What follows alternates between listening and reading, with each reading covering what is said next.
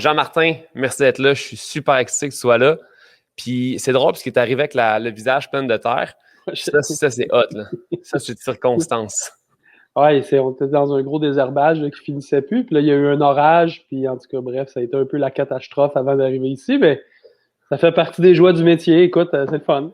C'est pas Ouais, mal sale. l'important, il faut que tu sois là. L'important, c'est que tu es là, puis ça, c'est bien cool. J'ai une amie qui s'appelle Maude, qui habite dans le coin de Saint-Joachim. OK? Puis je l'ai vue il y a une semaine, puis on est monté au Mont-Gros ensemble dans le nord du Québec. On avait beaucoup de routes à faire, on a parlé de plein de choses, puis on a parlé d'agriculture. Puis j'ai dit que tu étais à mon podcast, puis quand j'ai dit ton nom, Maude, elle est devenue folle comme la merde. Elle, là, à ses yeux, t'es comme un mentor. Fait que d'avoir quelqu'un à mon podcast, un invité qui a un impact direct dans la vie des gens que je connais, je trouve ça vraiment cool. Fait que je suis encore plus excité de t'avoir au podcast. Ben écoute, Maude, est-ce qu'elle a un potager ou elle s'est partie de ferme ou c'est quoi son Maud, elle s'est histoire à acheté un Maude? bout de terre à Saint-Joachim. Elle a construit sa propre maison elle-même de A à Z. Ça a pris quasiment comme 2 ans. Là, elle a un jardin Cool, qui est magnifique. Moi, je fais pousser des tomates chez nous. Puis mon cool, chum, c'est pas loin de ressembler à ce qu'elle a fait, elle, là. Fait que cool. je pense qu'elle a beaucoup pris de tes cours parce qu'elle suit des formations que tu as faites. Elle a même ton livre, je me trompe pas aussi. Fait que, puis elle me disait qu'il y a même plein de monde à Saint-Joachim suivre un peu les directives, un peu le manuel que tu as mis sur pied. Fait que l'impact que tu as dans la vie des agriculteurs au Québec est incroyable. Ben écoute, c'est toujours le fun de l'entendre. Tu sais, des fois, je l'oublie, je suis dans mes affaires, je suis dans mon champ. Puis, tu sais, à la ferme des Quatre Temps, moi, je forme des maraîchers qui vont devenir des bons maraîchers, qui eux aussi vont pouvoir en former d'autres, etc. Mais tu sais, dans mon parcours, rapidement, je me suis rendu compte, moi, que ce qu'on avait un peu découvert comme façon de travailler, c'était assez unique, c'était assez particulier, mais c'était vraiment efficace. Ouais. Puis c'est ça que j'ai partagé. Puis il y a plein de gens qui finalement, eux autres, ils ont le rêve de la petite ferme dans leur cœur. Il y a plein, plein, plein de monde. Du monde, de tout horizon. Là. Moi, j'ai grandi à Saint-Bruno en banlieue. Je viens pas de. Mes parents, c'était pas des granoles. Puis, je veux dire, c'était pas besoin d'être un enfant de fils de hippie pour devenir un fermier. C'est juste de vouloir vivre une autre genre de vie Exact. que peut-être une vie plus moderne ou classique ou conventionnelle, tu sais. Puis quand tu te lances dans ça, mais à un moment donné, c'est comme par où tu commences, puis qu'est-ce qui est quoi, puis tu sais, apprendre à faire pousser des légumes, tu sais, il y a des étapes, il y a des processus, il y a des outils, il y a des principes. Tu sais, moi, dans le fond, ce que j'ai fait, c'est que j'ai partagé une méthode où est-ce que je décris vraiment en détail comment on travaille, pourquoi ça fonctionne. Puis il y a beaucoup de gens que c'est le game plan qu'ils ont quand ils commencent, puis c'est un bon game plan, tu sais, ça fonctionne. Fait que clairement, si tu as vendu plus de 200 000 exemplaires de ton livre, mon chum, c'est que quelque part, ça fonctionne. En plus, c'est drôle parce que je lisais un peu sur ce que tu as fait, etc. Puis un site me disait 100 000, l'autre site me disait 200 000. Là, j'étais comme, là, dans 10 ans, on va se reparler, ça va être à 300 000, cette histoire-là, ça continue. Là. Ouais, ben Fait ça que, l'avance. Écoute, moi, sur mon livre que j'ai là au bureau, c'est écrit 50 000 copies vendues. Là, c'est rendu à 200 000. Mais écoute, c'est fou, là, ce livre-là, il n'arrête jamais de continuer de se vendre parce que il y a toujours une nouvelle vague de nouveaux agriculteurs hmm. qui veulent commencer des projets. Il y a de plus en plus de monde qui s'initie à ça. Puis, tu sais, mon livre au Québec, mais aussi aux États-Unis, en France, en Europe, c'est vraiment c'est le go-to book quand tu commences. Tu sais, c'est le primer qui te donne un peu les grandes lignes, les étapes. Puis moi, quand je l'avais écrit, c'était ça l'idée, c'était de dire, si c'était pour partir un projet, tu sais, voici une bonne base, c'est solide, c'est proven, tested, trial, c'est ready to go. Puis, écoute, là, comme je dis, le livre m'appartient plus, là, tu sais, il y a comme une vie de lui-même, il vit tout seul. Moi, tu sais, je raconte jamais ça dans des podcasts, mais tu sais, souvent, je vais sur Amazon aux États-Unis, OK. puis, tu sais, il est premier vendeur dans la section agriculture, puis là, je suis toujours comme, ah, Wow. c'est quand même malade, là, tu sais. C'est Quand fou parce même que tu es quand malade, même là. très, très, très humble face à tout ça, mais tu sais, ce que tu as créé est quand même très, très grand. Tu sais. C'est quelque chose qui, au Québec, c'est rare qu'il y ait des gens qui réussissent à faire des choses aussi énormes que tu as fait. Tu sais, as de l'impact dans la vie de milliers de gens. Ce que je te disais, c'est que tu as fait une tonne de choses. Fait que j'ai pris des petites notes à savoir pour pas rien oublier Cool. de ton parcours. Fait que grosso modo, tu es un agriculteur, tu es un auteur, tu es aussi éducateur justement avec des formations, tu es conférencier. Puis tu te spécialises dans tout ce qui est justement agriculture bio-intensive. Tu as mis sur pied ta micro-ferme bio avec ta copine, les Jardins de la Grelinette. Mhm. Ensuite, tu as publié justement ton livre qu'on parlait, Le jardinier maraîcher, qui est un manuel d'agriculture sur petite surface et tu as vendu justement 200 000 exemplaires dans plein de langues. C'est vraiment cool. Puis tu diriges depuis 2015, comme tu as dit, la ferme des 4 temps, où est-ce que tu vises encore une fois la polyculture, puis justement tout ce qui est formation de futurs agriculteurs. Puis tu as lancé ta formation qui s'appelle The Market Gardener Masterclass, où ce que tu éduques plein de gens face à ça. Puis tu as fait une centaine d'ateliers, de conférences Canada, États-Unis, à travers le monde. Puis là, justement, avec ta casquette et ta belle tasse, tu as aussi lancé ta compagnie qui s'appelle Growers Co. Tu vends des vêtements, des accessoires et même des outils d'agriculture. Là, tantôt, ma question de base, c'était est-ce que tu trouves encore le temps de mettre les mains à la terre? Et là, tu arrives au podcast pleine de terre. Fait que ma question, dans le fond, j'ai ma réponse avec ton visage. Fait que ça, c'est cool. Fait que tu prends encore le temps de le faire. Ouais, je prends encore le temps parce que j'aime ça. Puis, tu sais, je choisis de le faire. Tu sais, je le fais pas parce qu'il faut. C'est sûr, je pourrais faire juste autre chose, mais, tu sais, de prendre du temps pour écrire, prendre du temps pour parler, prendre du temps pour, tu sais, faire du développement d'affaires parce que, comme tu dis, j'ai 2, 3 business maintenant sideline qui fonctionnent, mais pour moi, tu sais, la plupart de mon temps, je viens à la ferme, je suis ici. C'est plus moi qui fais les opérations. Tu sais, j'ai pas tout le stress puis le load de gérer la ferme. Surtout aux 4 temps, tu sais, c'est comme, hey, on sort 35 000 piastres de légumes par semaine, on est 10, ça roule en crise, là. Fait que, tu sais, là, cette année, j'ai quelqu'un tu sais, que j'avais pris sous mon aile, puis que là, c'est elle, la grower en chef. Cool.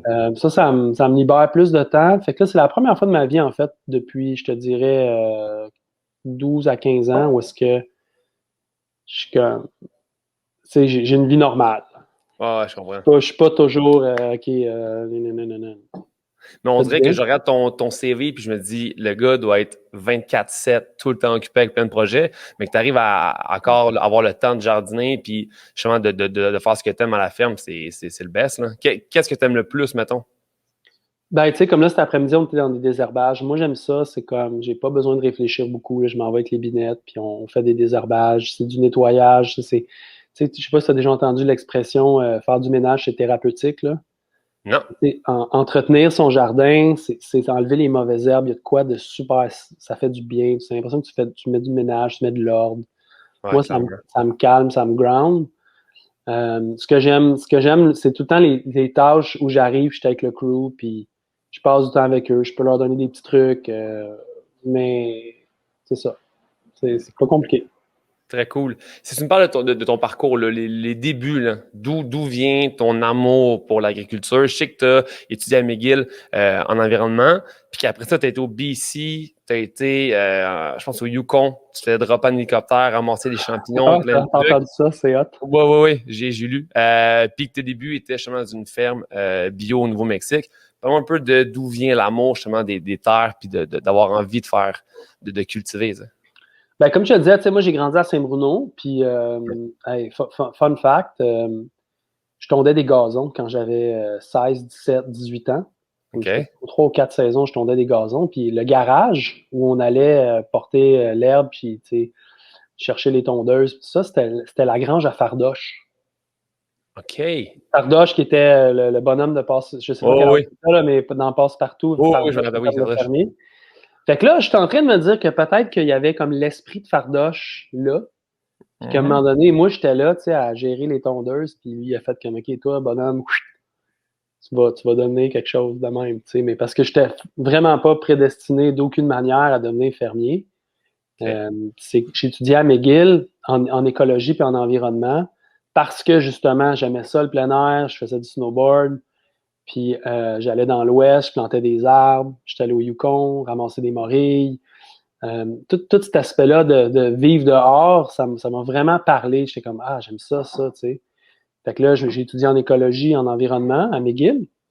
J'ai rencontré ma blonde, qui est vraiment une vraie écolo, là, une fille vraiment de nature. Puis je me suis aussi initié un peu à un peu l'espèce du monde anarchique, si tu veux, anglophone de Montréal, tu sais, du monde qui sont contre le système, contre la globalisation. Tu sais, à l'époque, c'était beaucoup ça. Puis ces gens-là étaient vraiment sur les food systems, l'alimentation, l'agriculture industrielle. Moi, je connaissais rien de ça, mais j'avais un aspect politique de la chose qui me parlait.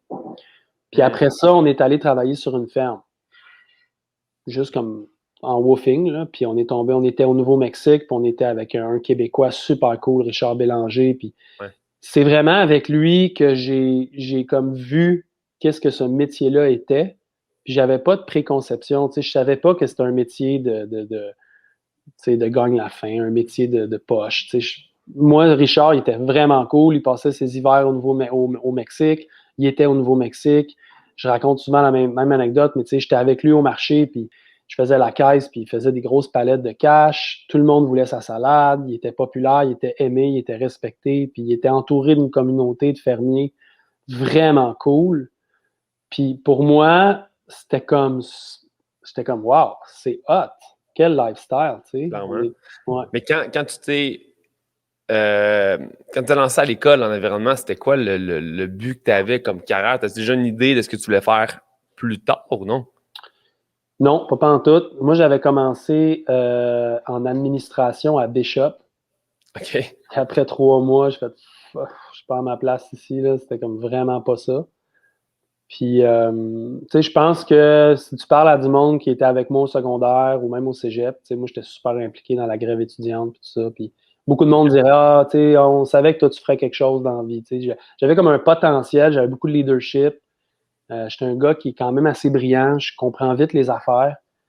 Mais je pense que personne n'aurait pensé que je deviendrais fermier. Puis, tu sais, les premières années que j'ai commencé, on est revenu du Nouveau-Mexique. Tu sais, on a vécu dans un tipi pendant 2 ans à Phillipsburg. Tu sais, le monde, là, mon père, il dit, mon Dieu, qu'est-ce que c'est ça, tu sais? Qu'est-ce qui se passe, tu sais? Puis on avait vraiment un rêve de vivre une vie différente, alternative. On a auto-construit notre maison. Ouais.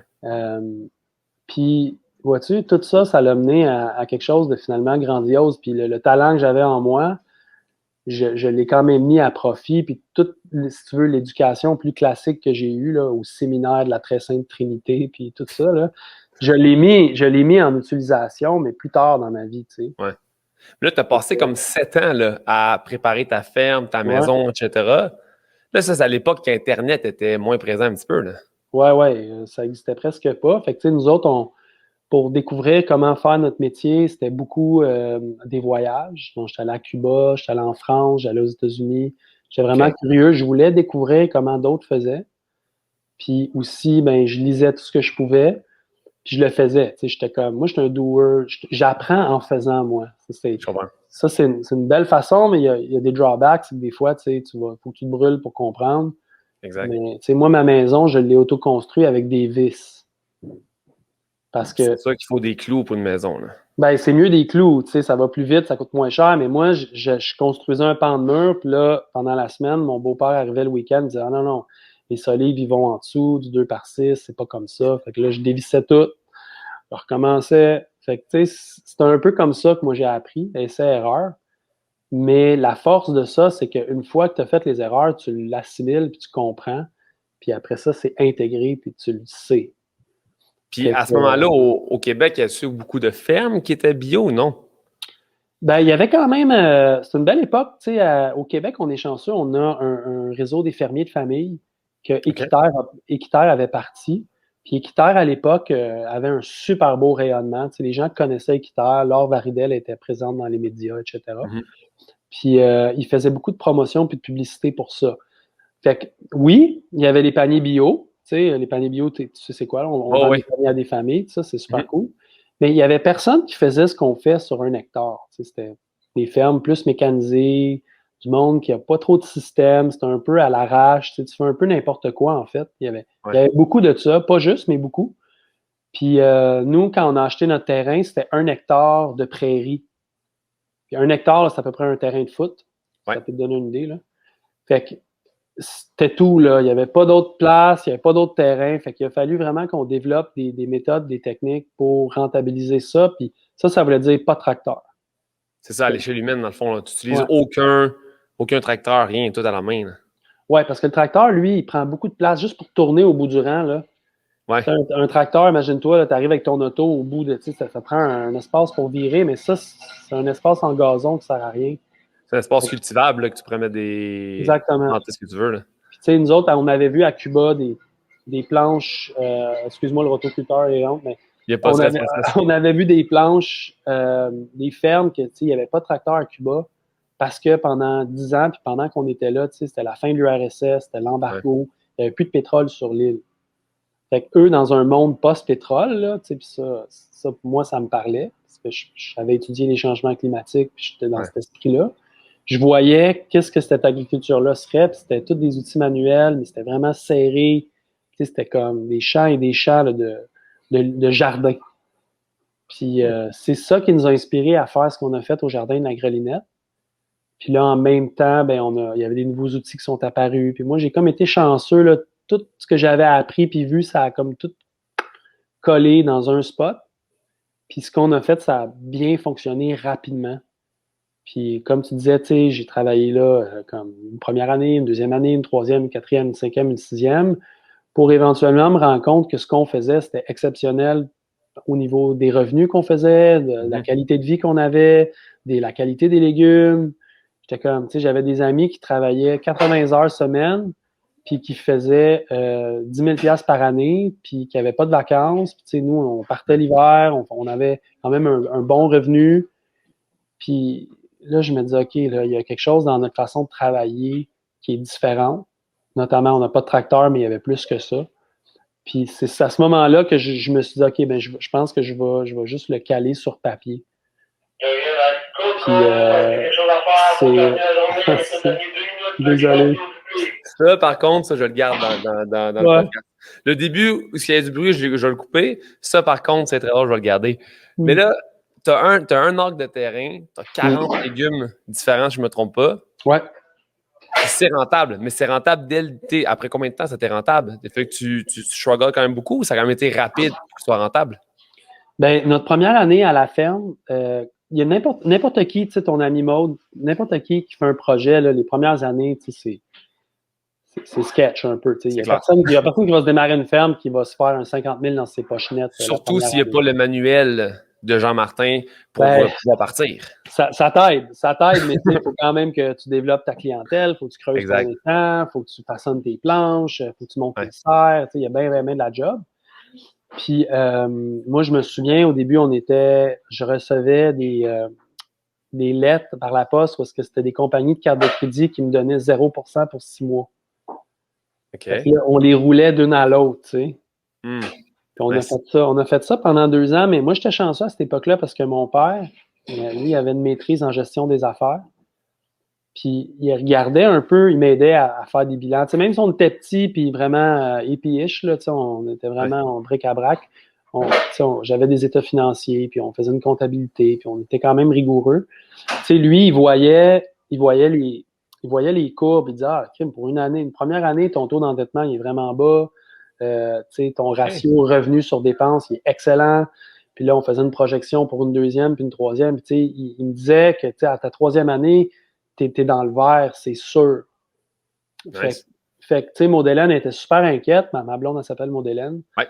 Parce que, tu sais, on claquait du fric, j'étais ses cartes de crédit, on empruntait pour monter les stars, tout ça, mais en même temps, une business, c'est ça. Tu sais, là, je sais c'est quoi une business, puis quand tu démarres un projet, que ce soit dans n'importe quoi que tu fais, tu empruntes de l'argent, puis les premières années, c'est normal que tu n'es pas dans le vert, dans le rouge. Mais c'est ça. Fait que ça, c'est notre parcours. On est passé par là, nous autres aussi.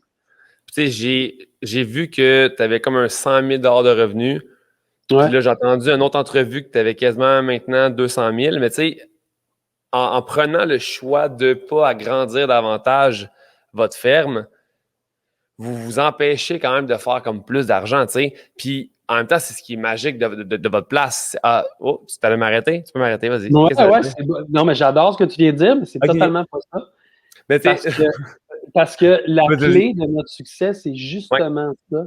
C'est qu'à la place de faire plus grand, comme n'importe qui ferait, tu sais, notre clientèle est développée, les gens veulent nos légumes, tu sais, il y a de la demande, blablabla. OK, on va ouvrir un autre parcelle. OK, on va ouvrir un autre terrain. OK, on va acheter un autre serre. OK, on va engager plus de monde. OK, on va grossir, tu sais. C'est un peu le classique de la business. Ouais. Mais nous, on n'avait pas le loisir de cultiver sur plus de terrain. Fait qu'on a été obligé de comme produire plus par optimiser nos serres, faire des successions, revoir nos espacements. Est-ce qu'on peut faire plus de légumes sur la même surface? Est-ce qu'on peut faire un légume qui va rapidement laisser place à un autre? Fait qu'on a développé plein de techniques comme ça qui nous ont rendu plus efficaces, sans augmenter le payroll nécessairement, sans faire plus de dépenses. Tu sais, moi, je me souviens, à l'année 5, je pense, 4 ou 5, on avait un conseiller financier. Là. Dans le monde agricole, il y a beaucoup de ressources finalement. Il y a un conseiller financier qui était venu à notre ferme. Puis là, il avait analysé notre dossier. Puis là, il était bien impressionné, mais il dit, vous n'êtes pas des vrais fermiers, vous autres. Parce que vous n'avez pas de plan de grossir la ferme. Puis pour lui, là, c'était une hérésie, notre affaire. Il était comme, mais là, c'est pas sérieux. Tu sais, avec vos ratios, vous pouvez emprunter, puis vous devriez, puis on pourrait acheter le voisin, ou on pourrait grossir. Puis là, non, c'est le monde d'aujourd'hui, là. C'est la grosse culture en masse, là. Au lieu de pouvoir optimiser ce qu'on a déjà, on veut juste encore plus, puis encore plus. Puis c'est pas optimal du tout, tu sais. Comme tu l'as dit, on est passé de 60 000 notre première année à 80 000, à 100 000, à 120 000, à 150 000, à 180, à 200, à 250 000.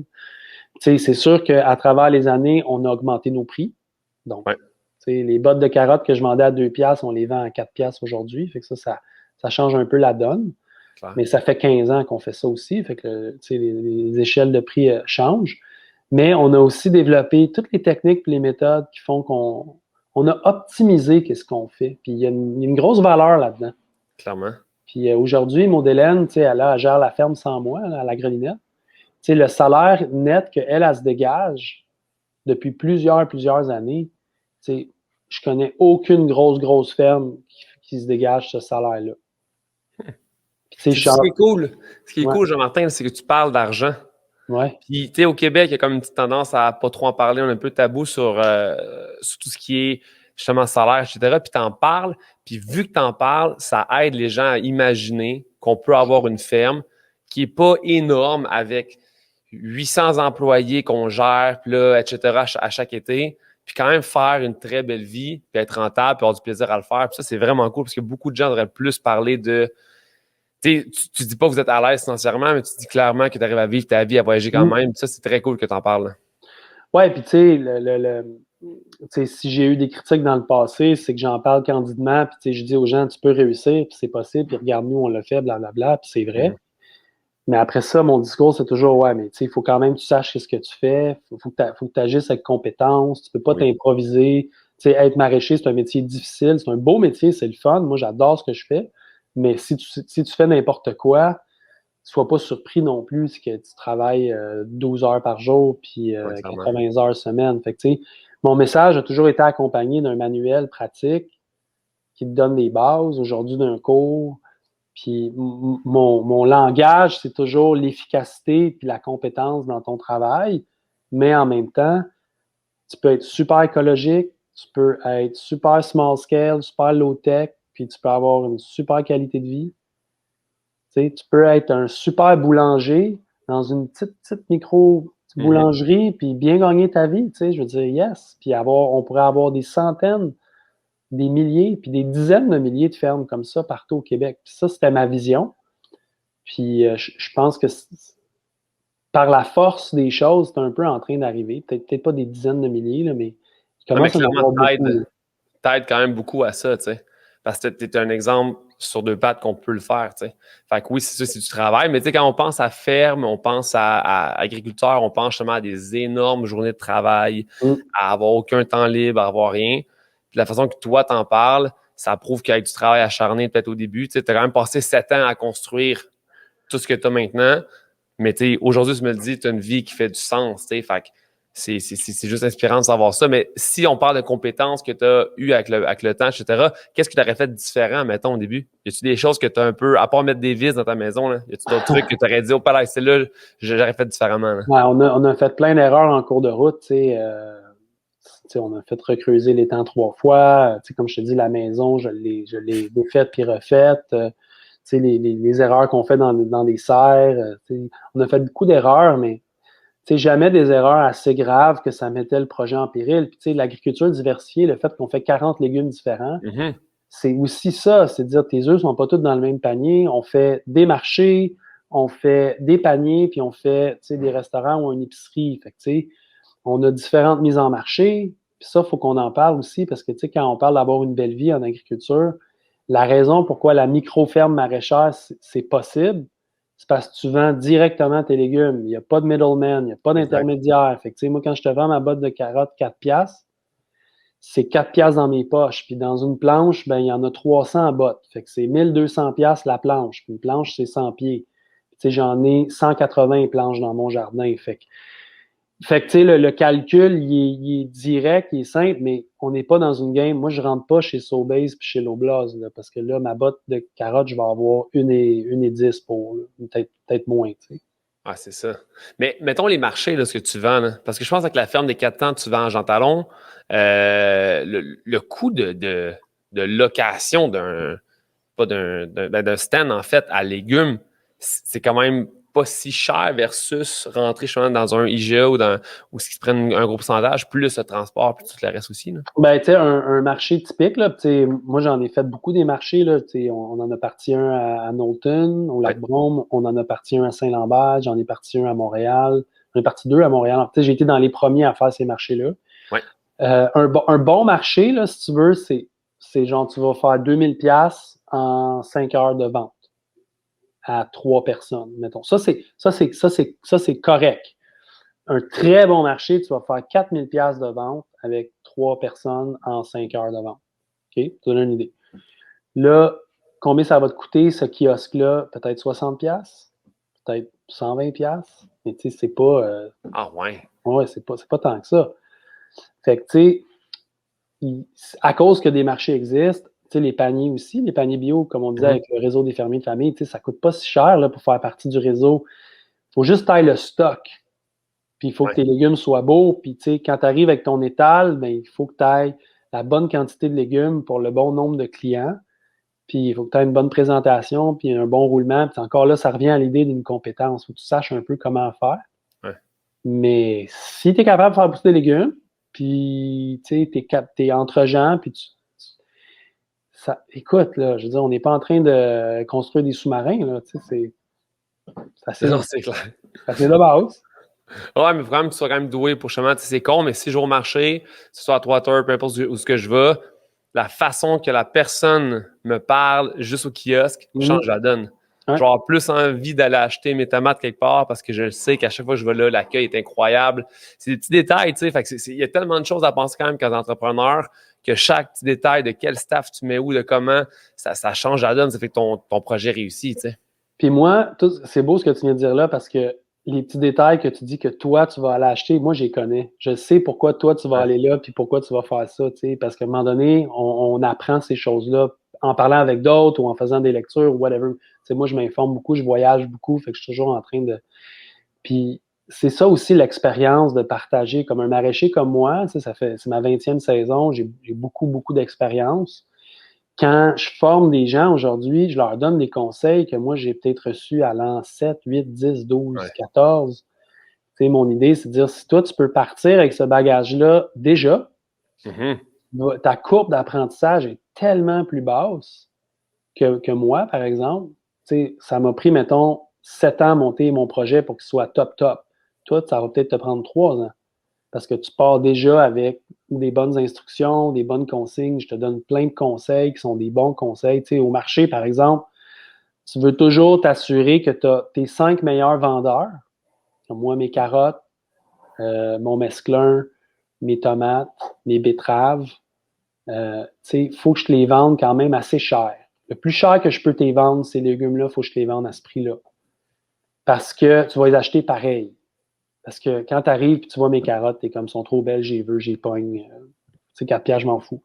Mais tu peux pas avoir tout ton kiosque comme ça parce qu'à un moment donné, le monde est quand même price sensitive. Tu vas dire, hey, Ouais. c'est cher chez lui. Tu sais. Mais là, tu vas te retourner, les laitues sont au même prix qu'au GA. Puis, les choux sont pas si chers non plus. Puis, tout le reste est pas si cher. C'est un bon prix, c'est correct, tu sais, mais tu en as certains qui sont chers. Puis ça paraît pas. Un autre truc que, tu sais, moi, mes piles de légumes, si tu viens au marché Jean Talon un samedi ou un dimanche, tu sais, la pile là, est haute comme ma tête. Là. C'est un mur de légumes. Mes bottes de carottes sont là, mes bottes de navets, mes bottes de ravioles. parce que je le sais que les gens sont attirés par l'abondance. Plus il y en a, plus ils sont comme waouh, j'en veux, puis c'est fou, là. Puis à un point où est-ce que la consigne à mon équipe, c'est on commence avec 3 tables, tout est super haut, puis les autres sont là pour toujours que ça soit haut. Puis là, à un moment donné, quand on a vendu beaucoup puis on a moins de légumes, on va tomber à 2 tables, mais là, tout est haut. On va tomber à 1 table, tout est haut. Tu sais, il y a plein d'affaires de même qu'on fait qui fait qu'en bowling, on vend plus. Tu sais. Je pensais jamais être autant excité à entendre parler de placement sur table, de laitue puis de carottes, mon chum. Moi, je suis un fan de tout ce qui est entrepreneuriat, tout ce qui est vente, marketing, etc. Puis là, que tu me parles de ça, moi, je suis comme, oh shit, tu passes à 2 tables. Moi, c'est le genre de truc qui me fait capoter. C'est fucking brillant. Ouais. Dis-moi donc, tu sais, au Québec, c'est un peu dur, justement, tout ce qui est agriculture bio. Là, j'ai su qu'il fallait que vous payiez pour être certifié bio, ou je me trompe? Non, faut que tu payes, c'est genre 1500 piastres. Des fois aussi, moi, faut que tu saches, là, quand on se parle, des fois, je suis un peu dans mes vieux prix de 10 ans. Fait que des fois, les gens m'écoutent, sont comme, hey, ça coûte plus ça, Jean-Martin. Mais ouais, le fait que tu payes, que ce soit 500 piastres, 100 piastres ou 2000 piastres, pour moi, ça fait juste aucun sens de payer pour prouver que ce que tu fais, c'est écologique. Là. Mais grosso modo, c'est quoi les plus gros challenges que tu as rencontrés, mettons, pour pouvoir être certifié bio, pour pouvoir avoir ta ferme? Ben, un des gros soucis qu'on avait, il y a 2 gros soucis au Québec. Là, le premier, c'est que nous autres, on rentabilise 1 hectare, OK? Ouais. On peut dire le terrain de foot. Puis la raison pourquoi on gagne bien notre vie, c'est qu'on est sur 1 hectare et non 4. Parce que si on faisait ce qu'on faisait sur 4, comme on fait à la ferme des 4 temps, qui est une ferme de formation, là, ouais. le ratio, le sweet spot, il est moins là, OK? Puis tu as plus de staff, donc ça te coûte bien plus cher, puis tu as plus de déplacements entre tes points, fait que tu as plus de downtime, tu as plus d'équipement, tu as plus de bris, tu as des vacances. Fait que, tu sais, bref, bigger is not better, mais trouver comme une fermette de 1 ou 2 ou 3 hectares au Québec, c'est vraiment presque impossible parce qu'on a une loi qui fait en sorte que le zonage agricole, qui protège les terres contre la spéculation, ce qui est super cool, là. Ouais. Tu as plein de terres zonées vertes. Ça veut dire que ça, tu peux pas te construire une maison là-dessus. C'est des terres qui doivent faire de l'agricole, mais c'est des blocs de 50, 100 hectares, 2000 hectares. Tu sais, c'est les plus gros blocs possibles. Ça a été conçu pour que ça soit pas des petits blocs. C'était ça l'esprit de la loi, c'est-à-dire l'agriculture, on est en train de l'industrialiser, on est en train de la faire devenir big. Fait qu'on veut pas avoir le fermier qui a plein de petites patchs pour faire son maïs. On veut qu'il y ait un gros bloc. Mais ça fait en sorte que les maraîchers comme moi, ou qui veulent faire comme moi, tu sais, sont comme, dude, man, moi, j'ai juste besoin de 3 hectares, puis j'aimerais ça payer 50 000, pas 400 000 pour 500 hectares que j'ai pas de besoin. C'est comme ça favorisait justement la monoculture, tu sais. Ben oui. C'est ridicule, ça. Ouais. Fait que ça, c'est un gros problème. Puis après ça, tu parlais de la certification. Il y a une autre chose, c'est que moi, sur mon terrain, la bande, tu sais, le prix pour une certification, OK, tu sais, je vais l'absorber, je vais vendre mes légumes plus cher, non, il faut que quelqu'un atteste. Bon, OK.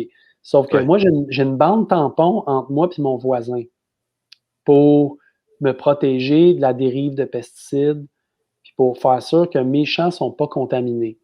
OK? Ouais. Mais la bande tampon, c'est 10 mètres, puis c'est de mon côté. C'est ça, je vais te demander, c'est de ton côté, pas de l'autre côté. Ouais, puis ça c'est un peu con, parce que t'es comme, dude, man, je me protège de ta cochonnerie, c'est moi qui le subis. Ça, puis tu sais, souvent, c'est du monde qui font du maïs ou des affaires que c'est pas payant, tu sais, je veux dire, un hectare de maïs, là, c'est 500 piastres. Moi, je fais 200 000, là, tu sais. Fait que, tu sais, mon 10 mètres, il vaut pas mal plus cher du pied carré que le sien. Mais quand tu parles à un fermier de cette génération-là, là, surtout les anglophones des cantons de l'Est, là, eux, ils voient pas ça de même. Les autres, ils ont toujours, pour eux, c'est chez eux, c'est leur taille, ils ont toujours fait ça, puis c'est pas moi qui va arriver et qui va leur dire « Hey, donne-moi une bande tampon. » Il est comme « Hey, de quoi tu parles? » Es-tu entouré au complet de gens, justement, qui ont des pesticides ou non? Tu as un côté de ta ferme que tu n'as pas à te protéger? Ben là, il y a une super cool affaire qui est arrivée, là, puis ça, c'est vraiment... un testament sur aussi d'être patient des fois dans la vie. Quand on est des précurseurs, ben, on arrive avec des idées nouvelles, puis éventuellement, le monde catch up. Là, mais mes voisins directs, c'est un vignoble. OK. Domaine du Ridge, c'est un des plus gros vignobles au Québec. Puis pendant des années, là, c'était les gros fongicides. C'était comme, on mange chez nous, puis comme, c'est juste là. Là, ça shoot, puis on était comme, oh my God, quel bad trip. Puis là, il y a une relève qui s'est faite. Il y a la jeune fille du propriétaire qui prend, puis là, elle nous a annoncé qu'elle est en bio, puis que. Wow. Ouais, pour nous, c'est comme, merci la vie, tu sais. Clairement. Ouais.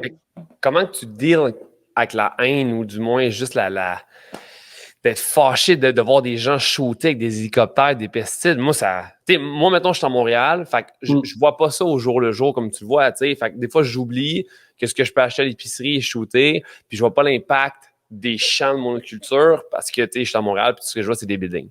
Fait que comment tu fais pour pas être tout le temps en tabarouette?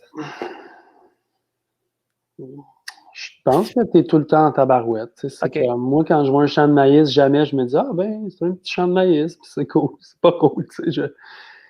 Moi, je sais tout pourquoi le champ est là, puis Ouais. les compagnies depuis 60 ans, puis le maïs qui nourrit des vaches qui sont malades parce que des vaches, ça mange pas du grain, puis après ça, que on fait de l'éthanol quand dans le fond, ça n'a plus rapport. Je comprends, puis que l'idée, c'est de te vendre des tracteurs, puis que quand tu ouvres un journal agricole, c'est juste hey, ton tracteur, man, t'as-tu le nouveau gadget? Fait que, mais ben, je sais pas, tu te focuses sur ce que tu contrôles, tu espères que ça va changer, puis tu milites, puis tu fais comme moi j'ai fait. Je me suis pas gêné pour donner mon point de vue. J'ai essayé d'être pédagogue dans mon approche. J'ai essayé d'embarquer les gens dans une autre vision. Moi, j'ai un gros cheval de bataille. Moi, je trouve ça inacceptable qu'au Québec, nos rivières soient polluées. Exact. Tu te promènes dans n'importe quel petit canton qui a de l'agriculture, tu peux pas aller pêcher dans la rivière. La rivière est probablement super dégueu.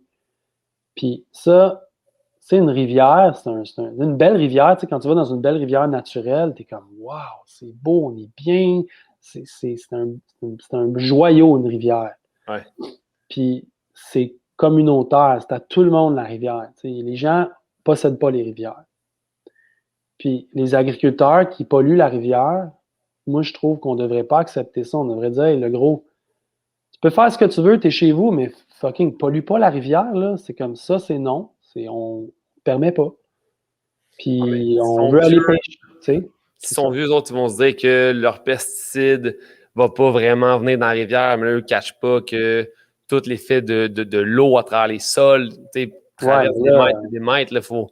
À un moment donné, tu fais venir un biologiste ou, tu sais, je veux dire, quelqu'un avec une science qui va dire, écoute, je m'excuse, là, monsieur Farley, mais même si tu y crois pas, on peut te confirmer que ce que tu as mis dans ton champ, c'est dans la rivière, puis ça fait en sorte que les poissons sont morts. Puis, tu sais, c'est des faits établis, tu sais, c'est pas débattable, ça. Mais, tu sais, on n'est pas encore rendu là au Québec. Il y a personne. Peut-être que les pêcheurs, à un moment donné, vont se réveiller ou je sais pas quoi, mais il y a personne qui dit, hey, wow, là. Non. Tu sais, puis on pourrait tellement, là. Moi, je pense que ça va arriver, mais à un moment donné, ça va être comme, on s'en fout ce que tu fais. Si tu veux polluer ta terre à toi, go for it, man. Si tu veux mettre de la peinture dans tes fossés, fais ce que tu veux, mais la rivière, tu n'as juste comme pas le droit de la contaminer d'aucune façon. C'est clair. Puis là, on pourrait peut-être se mettre à refaire de la pêche avec nos enfants dans ces ruisseaux-là, dans ces rivières-là. Puis, en tout cas, bref.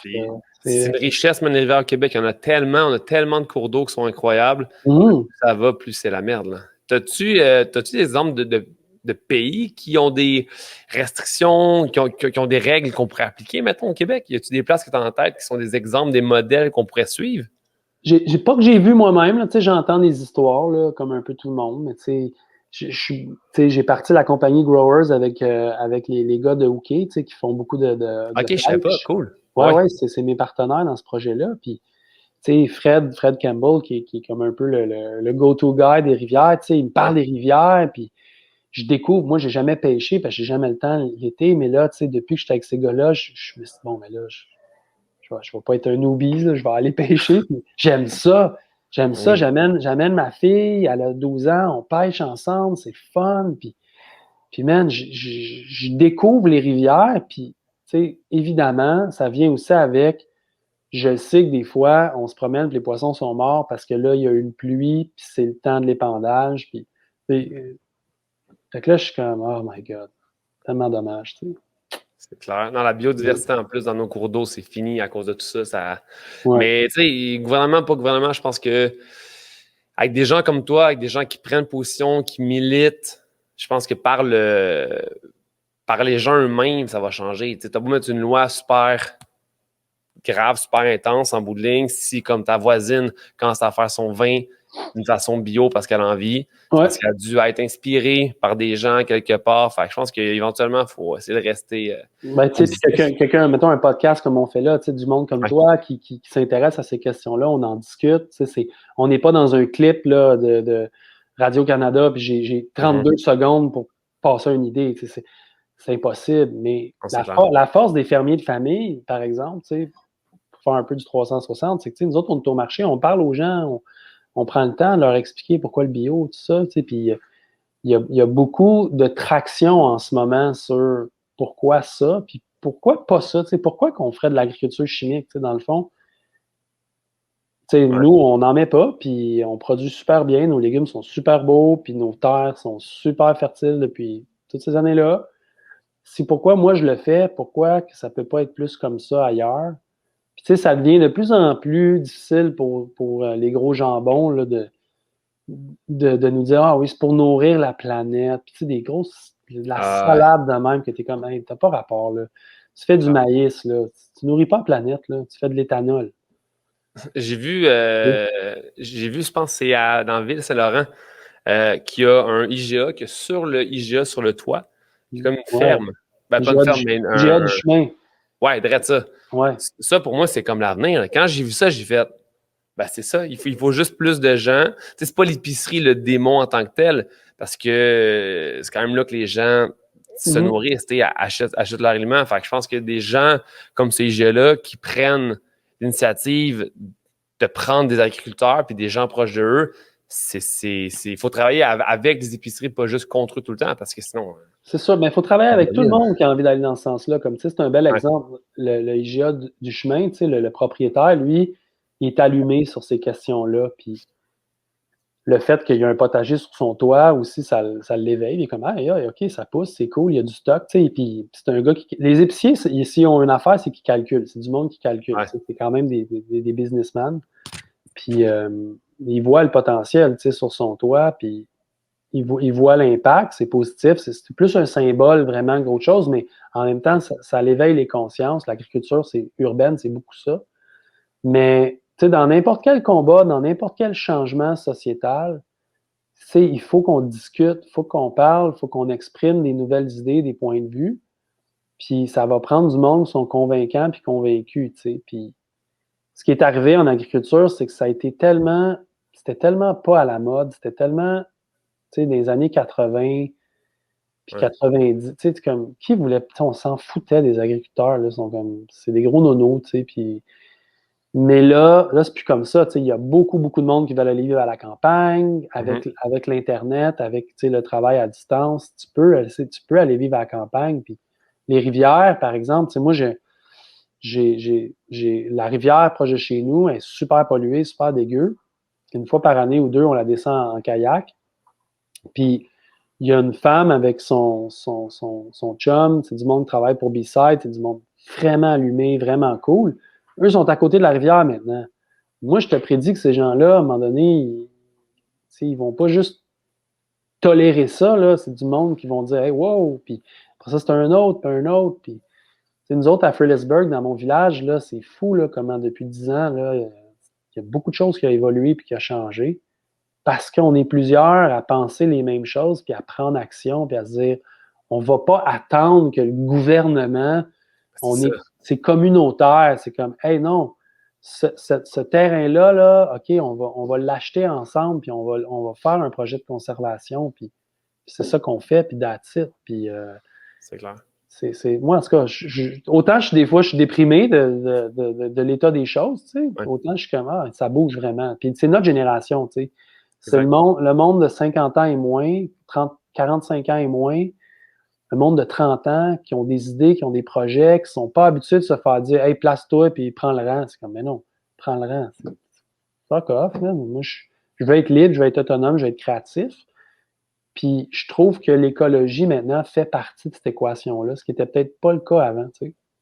Non, je pense que même, je le vois avec mes amis, je vois avec les gens que je côtoie, je le vois à travers même Internet, tu sais, je pense que la beauté puis la force d'une communauté, de pouvoir se mettre ensemble face à des problèmes écologiques, face à l'agriculture, ça commence, mais tu sais, c'est tellement lent, c'est tellement, Mm.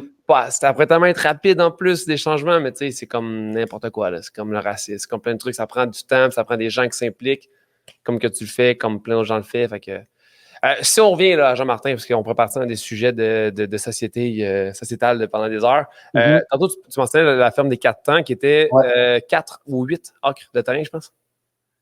Ouais, c'est à peu près 8 acres de légumes, mais il y a aussi, C'est ça. il y a plus que ça parce qu'il y a les vaches, il y a les cochons, il y a les poules, mais tu sais, nous autres, on fait du maraîchage sur environ, c'est à peu près 4 hectares, là. Puis là, on s'entend que c'est vraiment plus gros Ouais, que la première ferme que tu avais. Puis ouais. toi, tu étais embauché pour comme désigner justement tout ce truc-là. Ouais, ben, tu sais, l'histoire, la longue petite histoire, là, c'est que, tu sais, Ouais. moi, je m'étais beaucoup inspiré de mon mentor, Elliot Coleman, qui était dans le Maine. Puis, tu sais, je le visitais, puis on se voyait dans les conférences. Puis, tu sais, moi, à ce moment-là, mon livre était déjà comme assez populaire. J'ai gagné un prix important aux États-Unis comme le meilleur nouveau livre sur l'agriculture. Ça m'avait vraiment mis sur la Nice. map. Je faisais beaucoup de présentations aussi. Puis, je rencontrais Elliot, puis il me disait, je travaille pour un homme d'affaires canadien, là, puis je l'aide sur sa ferme. Puis, j'étais comme, moi, dans ma tête, un homme d'affaires canadien, c'est que le gars, il est au BC ou je sais pas, en Alberta, tu sais, je sais pas Ouais. quoi. Mais à un moment donné, il me dit, ben non, c'est à Hemingford. Puis je suis comme, Hemingford, c'est comme à 45 minutes de chez nous, tu sais. Puis lui, il faisait un projet de ferme pour la famille des Marais, qui voulait vraiment faire une ferme comme à Stone Barns, qui est dans l'État de New York, qui est une ferme vraiment tripante, là. OK. Il y a un célèbre chef là-bas qui s'appelle Dan Barber, qui a un restaurant là, puis c'est vraiment une plaque tournante culturelle là, de l'agriculture tripante. Puis M. Desmarais est inspiré par ça, puis il voulait une ferme comme ça, puis il avait engagé Elliott, mais Elliott, il a comme 83 ans, puis c'était 8 heures de camion pour arriver ici, parce qu'il venait dans son vieux pick-up. En tout cas, bref, de fil en aiguille, ils m'ont dit, écoute, tu devrais peut-être demander à Jean-Martin, là, tu sais, c'est comme le new kid on the block. Puis Nice. je suis venu ici avec mon Délène, ça m'a pris plusieurs rencontres avant d'accepter, parce que j'étais vraiment pas intéressé. Tu sais, on se fait toujours des idées hein, sur ces gens-là. Ouais.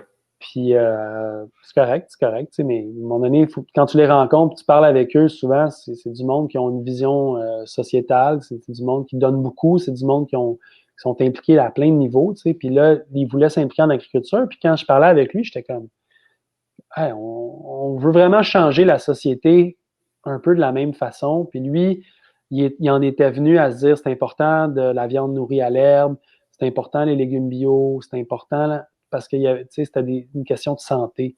Puis quand tu grattes là, les problèmes de santé, quand tu parles à des cardiologues, quand tu parles à du monde de santé, puis tu pousses, souvent, ils disent, qu'est-ce que tu manges, man? Ben oui. Puis tu sais, de manger local, bio, en saison, de manger des bons aliments qui sont nutritifs, c'est vraiment la différence. Fait que, bref, lui, c'était ça son approche.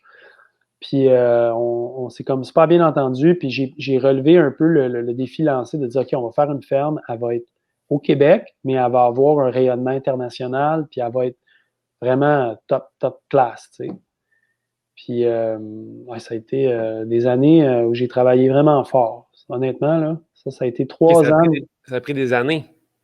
Ouais, ouais, ça a pris 2 ans la construire, la conceptualiser, tu sais, parce que dans le fond, le deal, tu sais, on peut l'avoir dans la série Les Fermiers, là, qui est Ouais. surunie. Les gens peuvent encore, tu sais, on voit bien la ferme, on voit bien mon travail sur la ferme, mais M. Desmarais, il m'avait dit, tu sais, Jean-Martin, je te fais confiance, tu sais, on veut vraiment faire quelque chose de beau.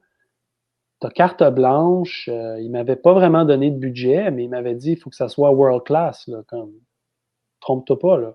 J'étais comme, ouf. Comme OK. la pression.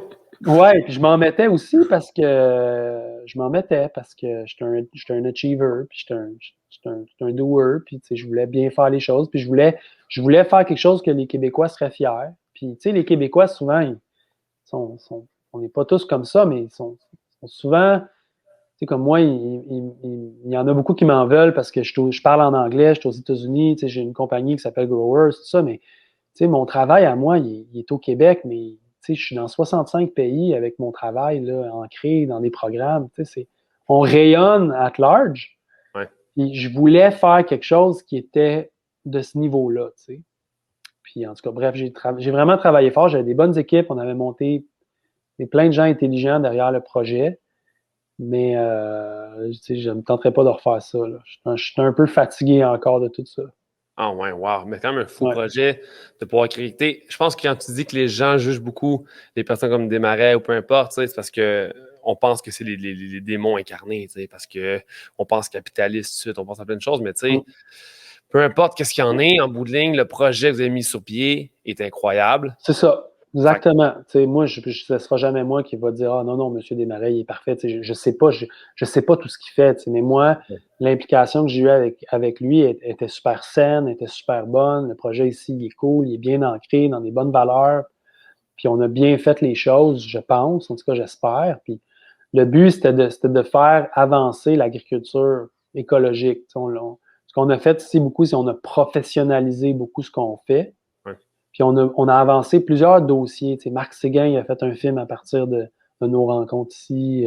Il y a eu plein de ramifications. Les fermiers, tu sais, ça a été quand même un gros show à la ouais, télé. Les gens, ça les a inspirés. Tu sais, on a formé aussi déjà beaucoup, beaucoup de maraîchers qui sont partis. Tu sais, il y en a un qui a parti un gros projet à Chambord, le célèbre château en France. Il y en a qui sont en Nouvelle-Zélande. En tout cas, bref, euh, c'est un projet qui a de l'impact. Tu sais. C'est clairement. ça que je voulais, moi. Puis ça continue. C'est au même moment que tu as créé ta formation en ligne, justement, de Ouais, Market Gardener Class, ouais, ouais? ouais. Au même moment, j'ai rencontré ma partenaire d'affaires, Souleka, qui travaillait un peu pour moi à m'aider avec mes sites web, mes réseaux sociaux, mais c'est une femme super brillante. Puis elle voyait, elle avait déjà fait un cours en ligne pour une autre affaire dans une autre vie, ayurvédique plus. Puis OK. elle me disait, hey, Jean-Martin, si on fait un cours en ligne, là, c'est pas compliqué, là, on va filmer les étapes, t'es bon pédagogue, tu le fais déjà, puis tu n'auras plus à voyager autant pour faire. Parce que je voyageais beaucoup, je faisais beaucoup de formations, puis j'étais vraiment tanné là, de répéter toujours les mêmes choses. J'étais comme C'est clair. plus capable. Fait que elle m'a convaincu, puis on s'est mis à juste vraiment filmer chaque chose que je fais. Finalement, on a filmé sur 3 saisons. On a monté ça dans une façon très pro. Là. C'est comme vraiment, on va te montrer les étapes du début à la fin, c'est pertinent, c'est coupé, c'est pas trop long, c'est pas trop court. C'est bien dosé, mais l'idée, c'est que toi, tu reçois ça, puis tu dis, OK, tes carottes, là, c'est comme ça qu'on les sème, c'est comme ça qu'on les désherbe, c'est comme ça qu'on les récolte exactement. Tu sais, chaque geste compte. Ouais. Puis c'est comme ça qu'on les met avec des grosses piles, puis on les vend 4 piastres, puis en ouais. Tu sais, c'est ça le but. Puis tu Puis, le fais, tu le fais ouais. en combien de langues, mettons? Juste en français et en anglais? Ben, c'est drôle, je l'ai fait en anglais, le cours, parce que, tu sais, on avait déjà beaucoup de gens qui nous suivaient partout dans le monde. Ouais. Puis après ça, on l'a sous-titré en français. Mais je pense qu'il faut arrêter de diaboliser l'anglais, tu sais, dans le sens que je comprends qu'on est au Québec, je comprends qu'on veut mettre le français de l'avant, etc. Puis je suis 100% d'accord avec ça, mais ça reste Mm. que ce que tu fais peut avoir un impact à l'échelle mondiale. Puis Ouais. si on parle de monde entier, on parle d'anglais, on parle d'une langue que tout le monde peut essayer de comprendre, tu sais. Fait qu'on peut pas non plus t'en vouloir de parler en anglais puis d'avoir de l'impact. Surtout, c'est un truc écologique, c'est pour le bien de la santé des gens, pour la planète. Que tu le fasses en anglais, en français, moi, ça m'importe peu, l'important, c'est que tu le fasses, tu sais. Ouais, mais écoute, c'est sûr, là, puis, tu sais, dans le fond, c'est pas tout le monde qui rouspète, là, c'est juste, tu sais, je suis juste Ouais. sensible à ça parce que, tu sais, toi puis moi, on est au Québec, puis on apprécie parler français, puis, tu sais, moi, Mhm. je voudrais pas vivre en Californie, en fait, tu sais, puis je m'ennuierais d'écouter mes Canadiens, puis tu sais, Ah ouais. d'avoir mon univers français, puis mes chums avec qui on parle comme on parle, tu sais, mais, tu sais, si tu veux, le Québec, c'est super, puis c'est un marché vraiment limité, là. Quand tu penses qu'aux États-Unis, tu sais, le Québec, ça serait une des 52 autres États, puis je veux Ouais. dire, il y a beaucoup de monde, là, puis il y a beaucoup de potentiel pour développer des trucs, puis l'Europe. En tout cas, bref, fait que faut juste pas se limiter non plus. C'est pas nécessaire de se limiter. On veut être universel. Puis, ça. Mais on est en anglais et en français, sauf que mon cours en ligne est sous-titré. Fait que voilà, je parle dans les deux langues.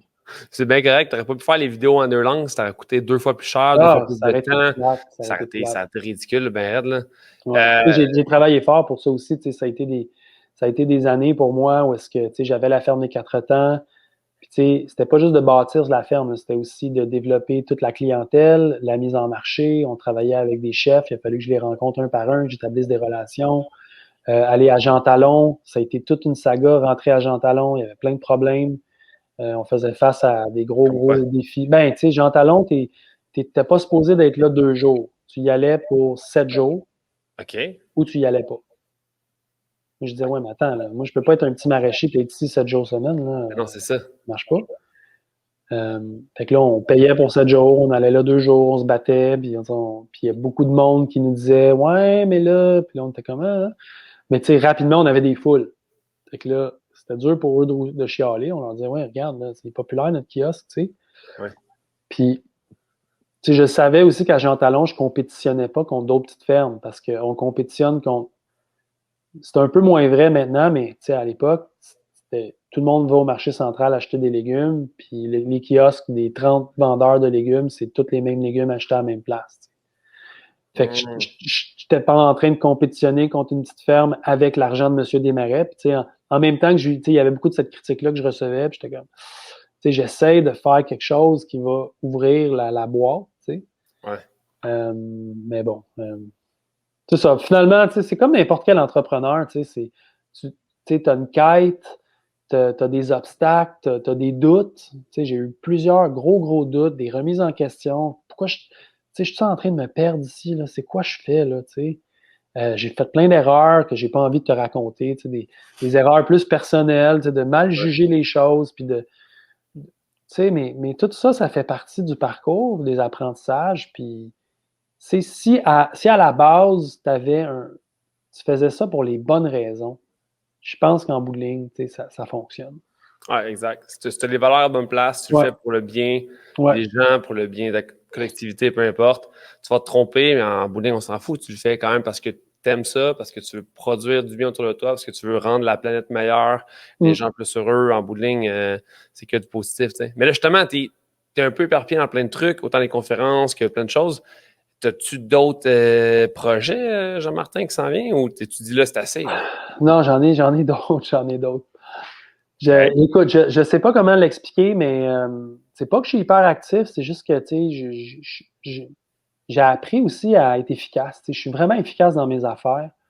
Ça me prend pas 10 ans d'aboutir d'une chose. Puis je m'entoure de bonnes personnes, je les mets dans les bonnes chaises, puis on avance en équipe. Je me montre plusieurs équipes. J'ai mon projet Growers, que j'aime beaucoup. Ouais.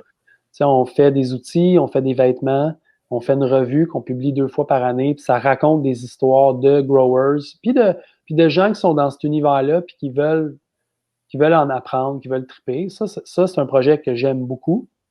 Puis, là, j'aimerais ça développer une web série pour justement filmer plus.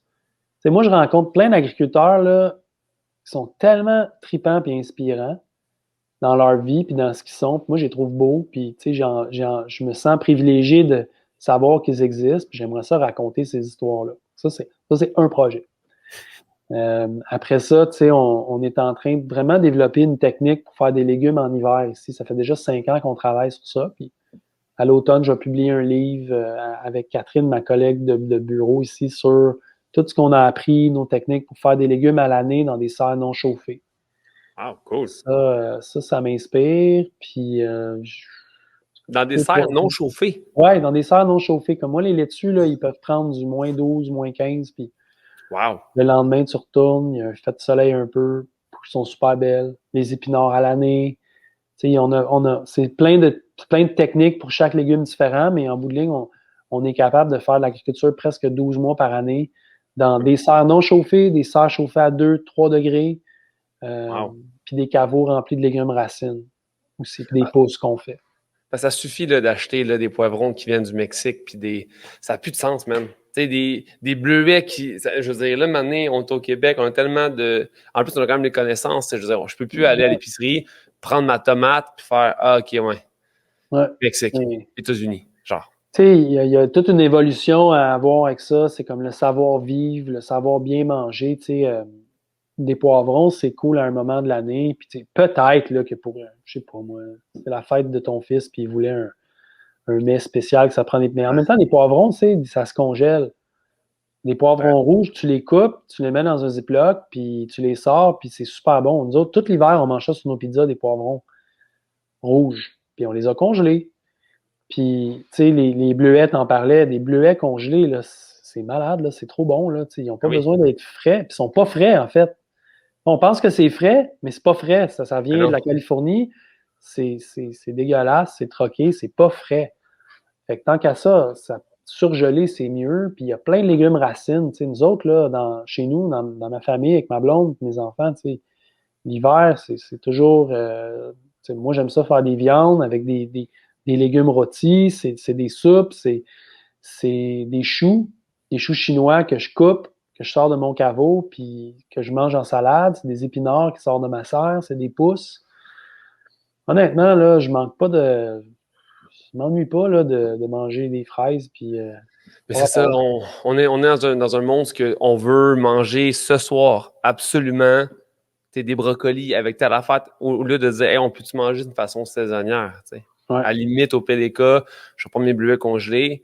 Tu as vu ça, c'est une autre belle idée de web-série, ça, là. Ou de série web, ou de juste de capsule web de comment manger en En respectant saison. justement en saison. Parce que, puis en plus, tout ce qui est Instagram de nutrition, de recettes, c'est super à la mode en ce moment. Les gens aiment cuisiner. Fait que si Ouais. on pouvait juste faire ça comme ça, ce serait beaucoup plus simple, tu sais. Ben, moi, je pense que ça va arriver. C'est en train d'arriver. Ouais. Tu sais, c'est sûr que les changements, c'est long, puis tu sais, mais écoute, moi, si je fais partie d'une autre série, c'est plus qu'un jardin, c'est sur Uni, puis c'est un petit peu, j'accompagne deux familles dans leur parcours vers l'autosuffisance, puis je OK. leur donne des trucs, je les coach. J'étais avec Danny Bouchard, qui était avec moi ici à la ferme des Quatre Temps, qui était dans les fermiers. En tout cas, bref, c'est une émission qui est différente des fermiers, c'est un petit peu plus accessible, tu sais, c'est plus monsieur et madame tout le monde qui veulent se faire un potager ou qui apprennent des trucs pour être plus autosuffisants, puis Ouais. avec la pandémie, puis ce show-là, puis tout ça, c'est comme, moi, tu sais, j'ai plein de monde, tu sais, mon oncle qui m'a dit, moi, je fais pousser des choses maintenant, puis, tu sais, il s'est pris un bac, puis il trippe, puis, je veux dire, il se passe quelque chose, honnêtement, Ouais. il ne passait pas avant. Puis, moi, Ouais. je pense que la jeune génération, là, ils vont looker up à du monde comme moi, puis du monde comme qui sont un petit peu plus vieux, puis qui sont comme, ah, eux autres, c'est cool comment ils vivent, puis c'est comme ça qu'il faut vivre. Puis, tu sais, aller chez Super C, c'est pas Non, à la non. mode, là. T'es pas in quand tu vas chez Super C, là. Mais ça, tu parles de in justement, puis à la mode, là, tu sais, c'est con, mais juste ta compagnie de vêtements que tu as en ce moment ramène un peu le côté hip, un peu le fun, un peu tendance, tu sais. On peut quand même mettre ça cool, le genre d'un vieux mononcle là, qui dit cool, en guillemets, là. Ouais, Mais de ramener l'agriculture d'une façon qui est tendance, qui est le fun, comme OK font avec leur collection de mais vêtements, hein, qui ramène la pêche, super tendance. Puis tant mieux parce que ça prend conscience justement de la forêt, de l'eau, des ouais. rivières. Parce que ce que tu fais, puis ce que plein de gens font, c'est ça qu'il faut. Il faut ramener ça un Et peu tendance, tu sais. l'impact que OK a eu sur le nombre de gens que ça l'a sensibilisé au catch and release, puis à Ouais. c'est quoi de la pêche, puis pourquoi tu voudrais... Tu sais, la pêche, moi, c'est une affaire de mononcle puis de bonhomme complètement démodé. Ouais. Mais les mononcles puis les bonhommes, ils allaient à la pêche, puis ils aimaient ça, puis il y avait une raison pourquoi ils aimaient ça. Il y a quelque chose de real là-dedans, puis de Mhm. beau. Puis de remettre ça au goût du jour, dans le fond, c'est de créer des ponts entre les générations. Puis l'agriculture, le jardinage, c'est la même chose. Il y a Ouais. toute une communauté que pour eux, ils ont jardiné toute leur vie. Puis que pour eux, l'agriculture, ça a toujours été vraiment important. Les gens-là sont peut-être plus vieux maintenant, puis de remettre ça au goût du jour avec un langage moderne, avec peut-être des Mhm. porte-paroles comme moi, tu sais, qui ont des casquettes à la mode, puis whatever. En autant que c'est real, pourquoi ça serait pas cool, tu sais, dans le fond? T'as Moi, je raison. pense que c'est vraiment important, là. Ça s'en vient. On reste positif. Ouais, ouais. Jean-Martin, 5 questions de fin que tu as eu plus tôt. Première question, si tu as un podcast dans le but d'inspirer, qui t'invite? Ah, c'est ça, hein, je les avais lus, mais je les avais pas mémorisés. Mais écoute, t'as le temps. C'est un podcast, tu as le temps parfait. de penser. Qui j'invite à mon podcast? J'ai le premier choix. Ce que tu veux. Est-ce que je me limite au Québec ou est-ce que je vais ailleurs? Ou... En fait, ce qui serait le fun, à ça, je pense que je vais changer mes questions. Je vais une personne en dehors, si tu veux, mais pas un Québécois pareil. Comme ça me fuel de personnes que je peux inviter au podcast, que je connais pas. Écoute, là, tu vas me trouver vraiment nono, là, mais mettons que l'invité, il a comme pas le choix, là, il est là, il va falloir qu'il parle un peu. Moi, j'invite Carey Price, puis là, je suis comme, OK, Carey, parle-moi un peu, parce que fuck, on est là, puis tu dis jamais rien, puis, tu sais, who are you, man? Tu sais, t'es cool, puis je sais qu'il aime beaucoup la chasse puis la pêche. Ouais. Mais là, c'est parce que je suis un peu dans mon trip hockey, là, que je te réponds. T'avoues, Carey Price, si je l'invite, là, je suis pas sûr qu'il va dire oui à Michael Couture de voilà le podcast. Mais écoute, Jack, moi, je vais tenter ma chance. Moi, l'inviter. J'aimerais juste ça l'entendre aussi. Il parle jamais, tu sais, mais parle pas. dans le fond, peut-être qu'il est pas super intéressant non plus. Fait que c'est peut-être pas un super choix. Peut-être garder le mystère autour de lui. Là. Ouais, Colin, hein. Qui d'autre? Ben, moi, si c'était mon podcast, j'inviterais Fred Campbell de OK, c'est sûr, parce que c'est un gars que j'admire bien gros. Ouais. Puis j'ai eu la chance de le côtoyer, puis je trouve ça intéressant de l'entendre parler sur ses voyages, ses aventures, la chasse, la pêche. J'ai pensé à l'inviter. J'ai pensé à inviter un photographe qui travaille avec lui. Je pense que c'est Alexandre Gautreau. Ça se peut. Ben, il y a du bon staff avec lui. Ouais, c'est ça. Moi, mon idole agricole, c'est Anicette Desrochers. Je ne sais pas si tu le connais. C'est un apiculteur à Ferme-Neuve. OK. Ce gars-là, man, c'est cool. Là. Il est en train de. Il fait des reines, en fait. Il bride des reines pour que les reines soient plus résistantes aux rigueurs de notre climat, plus adaptées au changement climatique. C'est le plus gros producteur de miel bio en Amérique. C'est un gars qui est à Ferme-Neuve. Lui aussi, il a des casquettes comme moi. C'est vraiment quelqu'un qui m'inspire beaucoup. Fait que moi, j'aimerais ça l'avoir à mon podcast. Puis sinon, il faudrait aussi que la présidente d'Hydro-Québec. J'oublie son nom, là. Sophie Brochu. Sophie Brochu. J'ai beaucoup d'espoir. J'ai eu la chance de la rencontrer, parler un peu avec elle. Puis, je vois déjà qu'il y a des moves qui sont faits pour positionner Hydro-Québec d'une nouvelle manière. Je serais vraiment intéressé qu'elle me parle de sa vision. Je sais qu'elle a un gros potager, qu'elle jardine. Ouais. Est-ce qu'elle serait down pour qu'on électrifie des serres pour des growers qui sont partout sur le territoire, puis qu'on fasse des légumes à l'année, mais d'une manière écologique? Tu sais, moi, j'aimerais ça l'entendre sur ça. C'est une grande femme. C'est une grande femme, mais j'essaie d'inviter des gens que leur parcours est inspirant. J'ai pas le temps de m'asseoir et de voir ce qu'elle a fait dans le passé, mais je pense que pour être rendu ce qu'elle est présentement, clairement, là, puis la vision qu'elle a, il est temps que quelqu'un prenne en charge d'Hydro-Québec d'une façon qui fait du sens là, avec l'écologie et tout le reste qui va avec.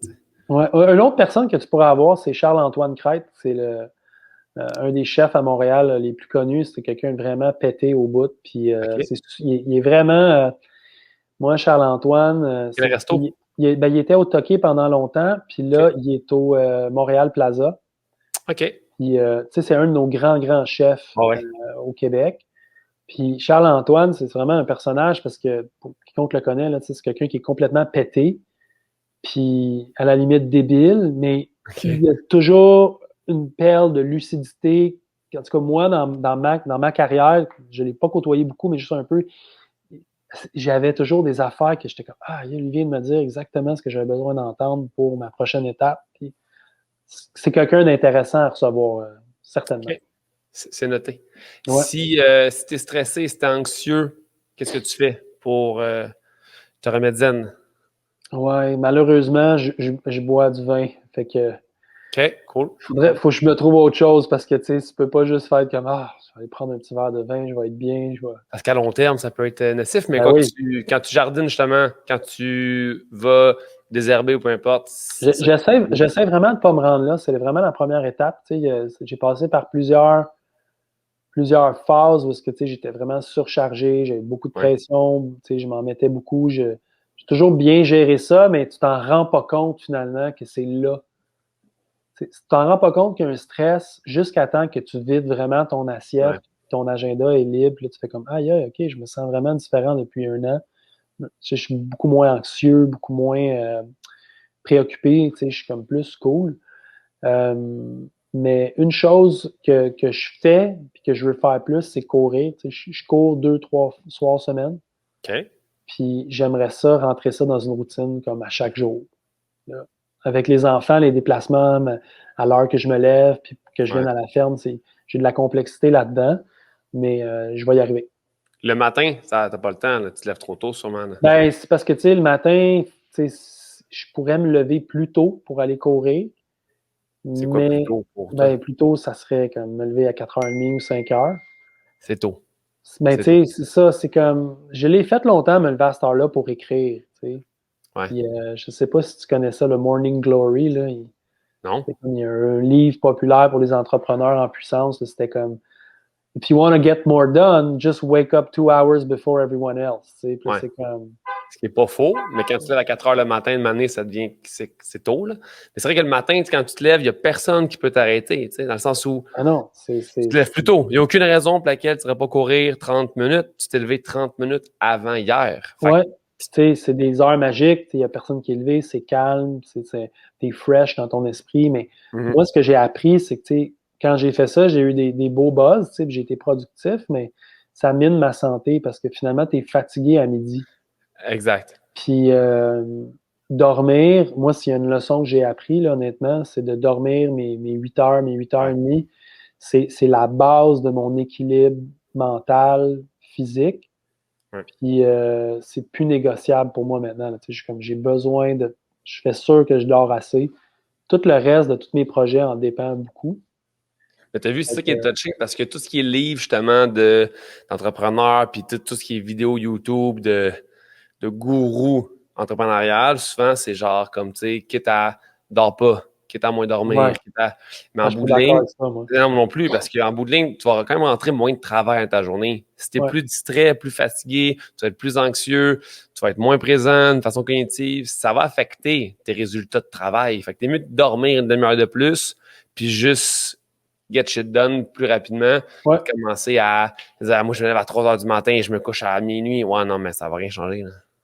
Non, puis tu sais, des fois, de l'expérience d'une personne, peut-être qui est passée par là, ça peut être bon, tu sais, comme moi, je l'ai fait ça. Moi, j'en ai fait des affaires là, pour être productif. J'étais vraiment mindé, puis j'ai fait beaucoup de choses, mais je me rends compte que dans le fond, le best, c'est de t'assurer de dormir assez, de boire beaucoup d'eau, comme beaucoup, beaucoup d'eau. Le monde, là, buvez pas assez d'eau. Faut que tu boives de l'eau. Faut que tu boives 2 litres par matin, puis let's go. Ça, c'est fou comment ça a de l'effet. Puis de manger beaucoup de légumes.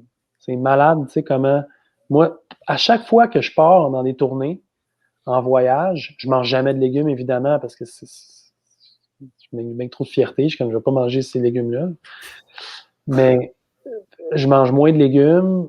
Je mange d'autres affaires, que ce soit plus de produits transformés, ou plus de viande, ou plus de whatever. Puis, wow, c'est pas la même énergie. Non. Manger beaucoup de légumes, ça devrait toujours être 3/4 de ton assiette. Là, ça devrait être des légumes, puis des légumes frais. Puis, c'est ça. Moi, je crois beaucoup à ça. Aussi, totalement. D'accord avec ça. Si tu peux lire un livre ou revoir un film qui t'a marqué, que t'aimes, c'est quoi? Moi, j'ai beaucoup aimé un livre que j'ai relu souvent, mais que là, je ne lis plus. C'est un livre de Jack Canfield qui s'appelait The Success Principle. Parce qu'on est dans un trip entrepreneur. Là, fait que ce livre-là, il m'avait vraiment ouvert l'esprit sur de vraiment ne pas te mettre de limite dans ce que tu veux, ce que tu vises, puis d'avoir des outils concrets pour arriver à réaliser tes objectifs. J'ai beaucoup, beaucoup lu ce livre-là, j'ai beaucoup appris de ça. C'est sûr que c'était beaucoup des exemples de imagine-toi en train de conduire ta Mercedes, puis c'est pas ça, moi je m'imagine changer le monde pour que les rivières soient plus polluées, là, mais tu sais, les mêmes principes s'appliquent. Fait que moi, ça, c'est un livre que j'aime, puis que je donne souvent. Puis il y a un autre livre en anglais qui est pas connu, qui s'appelle Turning Pro. OK. Turning Pro. Turning Pro. Puis moi, ce que j'aime dans ce livre-là, c'est que ça décrit un peu c'est quoi la différence entre un amateur dans quelque chose puis un pro. Et moi, je suis un pro dans ce que je fais. Je suis un pro maraîcher, tu sais, puis je forme des maraîchers pour être des pros. Puis quand je lis ça, puis je vois comment que c'est décortiqué, je suis comme, ouais, c'est un pro, ça l'agit comme ça. Puis j'ai beaucoup aimé ça. C'est une maraîchère qui me l'avait prêté, puis je trouvais que ça s'appelait. Ouais. T'es-tu un peu un amateur de tout ce qui est justement YouTube? Est-ce que tu suis des personnes qui sont entrepreneuriales aussi? Est-ce que tu. Ben, tu sais, depuis que je travaille à la ferme de 4 temps, j'ai 2 heures, tu sais, presque 2 heures par jour, là, 1 heure et demie, aller-retour dans mon Ouais, auto. Donc, ça, pour moi, c'est une occasion de justement d'être sur YouTube. J'écoute plus des podcasts, ouais. mais je me retrouve souvent dans des vides où est-ce que là, j'ai comme plus de matériel à écouter, puis je suis pas stimulé. Puis, tu sais, si toi, tu veux m'envoyer des affaires, je m'intéresse à beaucoup de choses, mais l'entrepreneuriat, ça m'intéresse. Le monde des changemakers aussi, les gens qui ont fait des choses qui ont changé Oui. le monde. Moi, j'écoute leurs histoires, j'essaie d'apprendre. Ça a été quoi les leçons, ça a été quoi les comportements. Tu sais, il y a un vieux principe en anglais qui dit Success leaves clues. Hmm. Mais moi, ça m'intéresse. Tu sais, je veux savoir les gens, pas qu'ils sont successful, parce que souvent, quand on dit successful, tu sais, c'est pas les valeurs qui, moi, c'est les gens qui ont fait des belles choses. Ça a été quoi leur chemin, ça a été quoi les principes qu'ils ont suivis. Ça m'intéresse vraiment. Ah, c'est clair. J'ai Ouais. écrit sur la page Instagram du podcast, justement, il y a 2 semaines, tu sais, shootez-moi des noms qui vous viennent en tête de Québécois inspirants. Puis souvent, les noms qui reviennent, tu sais, c'est genre du moins, du côté entrepreneur, c'est genre des dragons, tu sais, Mhm. tu sais, puis rien enlevé à personne, mais tu sais, moi, personnellement, ce que je vois comme succès n'est pas forcément monétaire. Ouais, C'est beaucoup plus de valeur puis d'être heureux, tu sais. Fait ouais. en bout de ligne, que tu aies une compagnie à 3 millions ou que tu aies justement un petit restaurant dans une petite région puis que tu es là depuis 20 ans puis que tu es heureux, tu connais tout le monde. Tu sais, pour moi, je vois quasiment ça plus positif parce que je sais que la personne est vraiment heureuse, elle a du temps pour elle, tu sais, elle a une famille, tout ça. Pour moi, c'est vraiment plus inspirant que juste money maker. Ouais. Puis, je vends du pétrole, puis justement, je roule en grosse Mercedes de l'année. Tu sais, moi, si tu roules en Lamborghini, il y a Hmm. peu de chances qu'on s'entende bien au niveau de nos valeurs de vie, je pense. Tu sais. Ouais, je suis d'accord, moi aussi. Mais Mercedes peut-être, parce que moi j'ai un Sprinter puis je l'adore mon camion, mais c'est une vanne, tu sais. Fait que, mais Lamborghini, ouais, je décroche un peu. Moi, c'est un petit peu. si tu tripes C'est un ces petit peu. chars, man, si ton plus grand trip, c'est les voitures, ça va, là, mais encore là, il y a comme des valeurs de base que je suis comme, non, ça c'est non. Mais tu sais, tu trouves pas qu'il y a une différence entre une Porsche et une Lamborghini? Tu sais, si t'as une Porsche, à la limite, je suis comme, OK, mais une Lamborghini, c'est comme. Ah, c'est trop. C'est comme Ouais, Maserati. C'est comme, tu ouais, sais, trop loin, là. Là, tout, ouais. tout, tout, c'est trop, là. Trop, trop, trop. Mais ça, fait que, tu sais, c'est un peu dur d'avoir des gens en podcast que je trouve super inspirants parce que des fois, c'est dur c'est moins attrayant.